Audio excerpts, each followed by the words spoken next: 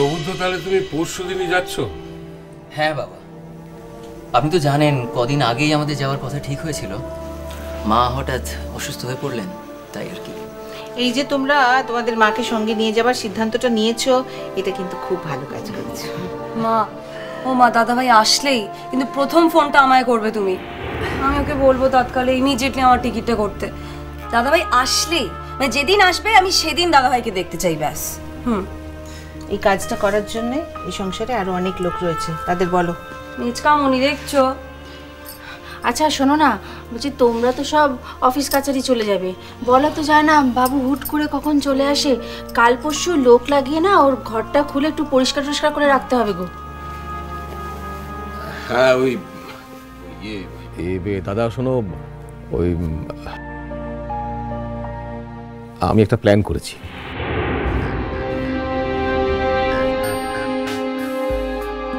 না মানে শিলটা তো মানে এত বছর বাইরে ছিল, এরপর আসছে, তো লাস্টে ছিল সেই দীপুর বিয়ের সময়। আমার তো ওর মুখটাই ভালো করে মনে নেই। বৌভাতের পরের দিনই চলে গেল।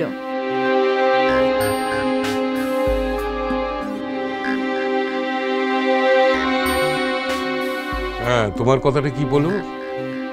আমি দাদা বলছি কি, ও মানে এত বছর তো বিদেশে কাটিয়ে ছেলেটা আসছে, আর আসছে একেবারে ধরো খুব গরমের মধ্যে আসছে, তাই তাই হ্যাঁ তাই মানে যদি ওই দোতলার ঘরে একটা মানে এসি মেশিন বসিয়ে দেওয়া যায়,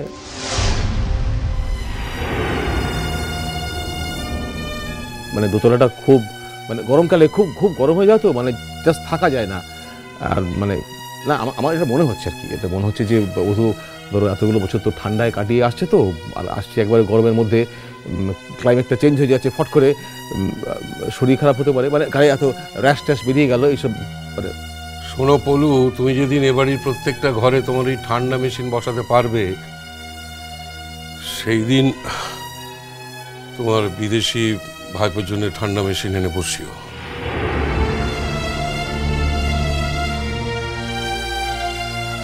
তোমাকে তো বেশি কথা বলার দরকার নেই, এবারে নিয়মকানুন সবই তুমি জানো।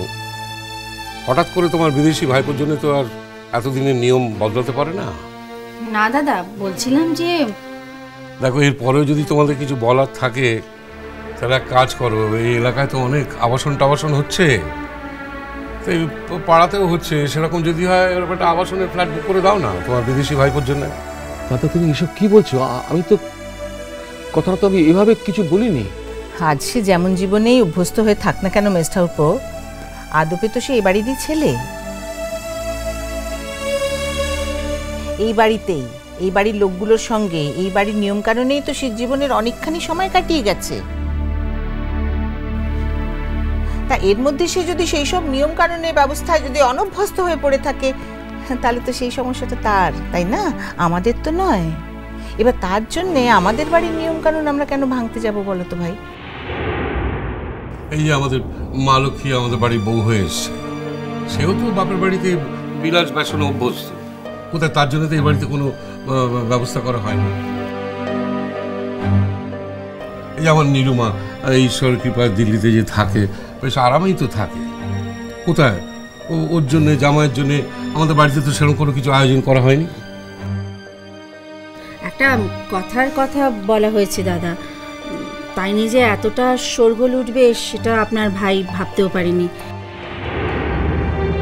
তাছাড়া আমার বাবু তো কাউকে বলেনি তার জন্য একটা আরামের ঘরের ব্যবস্থা করা হোক, তাই না?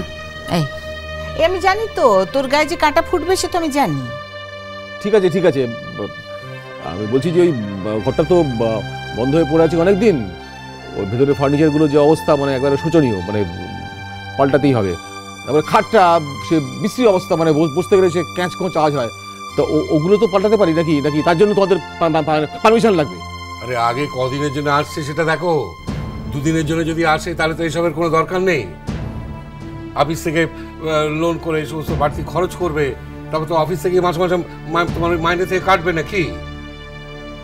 বাড়তি আয়ের কোনো রাস্তা নেই, এদিকে বাড়তি খরচ করবে। ওদিকে মিঠাইটার পড়াশুনোর খরচ আছে, কোথায় চান্স পায় না পায়। শোনো, তোমাকে আমি ভালো কথা বলছি, বাবুর জন্য খাট আলমারি কিছু কেনার দরকার নেই। আমার বাবুর জন্য একটা খাট আলমারি কিনতে গেলে তোমার এত টাকা খরচা হয়ে যাবে, দেউলিয়া হয়ে যাবে, দেনা শোধ করতেই পারবে না।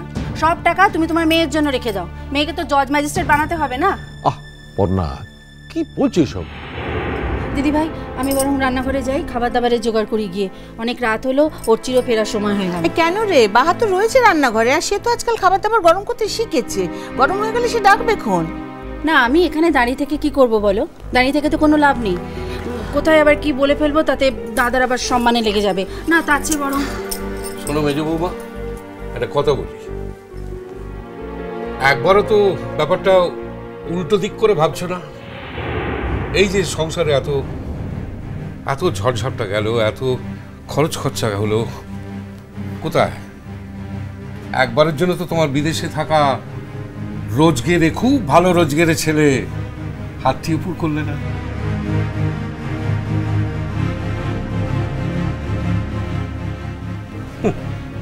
কিন্তু আমাদের ছোট ছেলেটা যবে থেকে রোজগার করছে তবে থেকে সংসারের পাশে দাঁড়িয়েছে।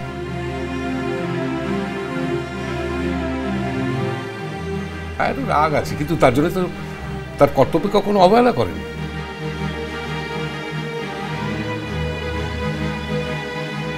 এই সংসারের প্রতি কখনো তো অবহেলা করেনি, কারণ সেই সংসারটাকে ভালোবাসে, সংসারের মানুষগুলোকে ভালোবাসে।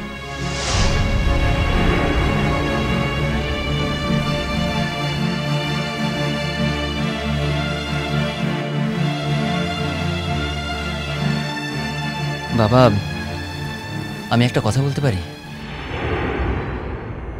যদিও আমি জানি না আমার এই কথাটা বলা ঠিক হবে কিনা।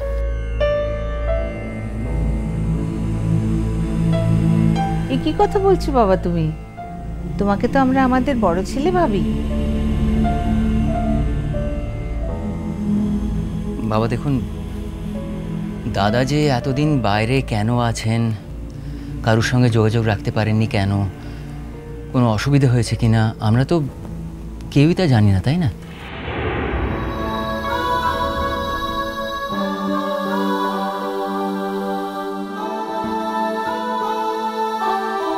সে কথাগুলো তো এবারই লোকেরা কেউ ভাবেই না। কতটুকু ছেলে বিদেশে একা একা কিভাবে রয়েছে, কতটা লড়াই তাকে করতে হচ্ছে, এবারই লোকজন কেউ কখনো ভেবে দেখেছে? জানো বাবা প্রবুদ্ধ, যখন ছেলে আমার প্রথম বিদেশে গেল, আমাদের বাড়িতে না ফোনটুকু ছিল না। হ্যাঁ, সেই সময় আমরা এই বড়াতে সেন বাড়ি আছে, বাড়ির সকলে মিলে ওখানে চলে যেতাম।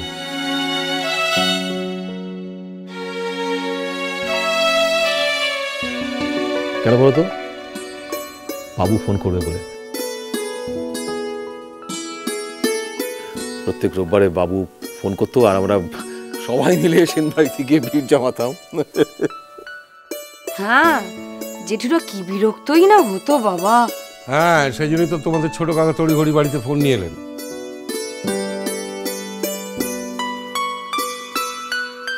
বললেন ওনার নাকি ডাক্তারের ইয়েতে লাগবে।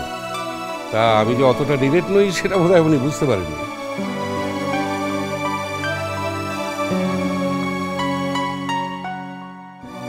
না, আমি যেটা বলছি প্রবুদ্ধ, সেই সময় আমার ছেলেটা নানা উপায়ে টাকা রোজগার করত।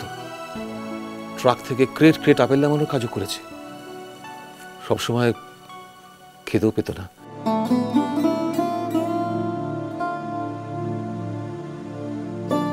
কোন গুরুদ্বারে বিনা পয়সায় খাওয়া দাওয়া হবে সেখানে গিয়ে লাইন দিত।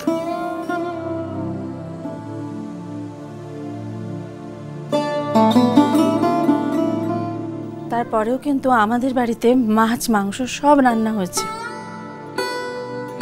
আমরা বাড়ি শুদ্ধ সবাই কিন্তু বসে বসে খেয়েওছি।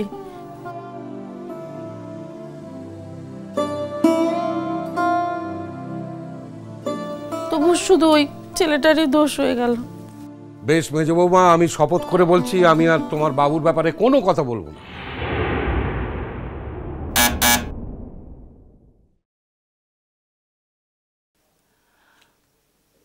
উঠছি।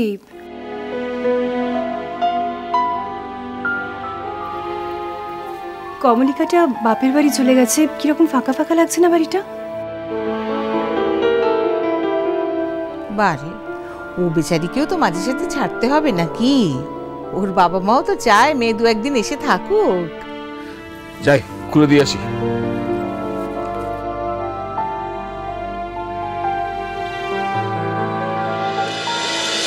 মিষ্টি কুটুম মিষ্টি কুটুম মিষ্টি কুটুম।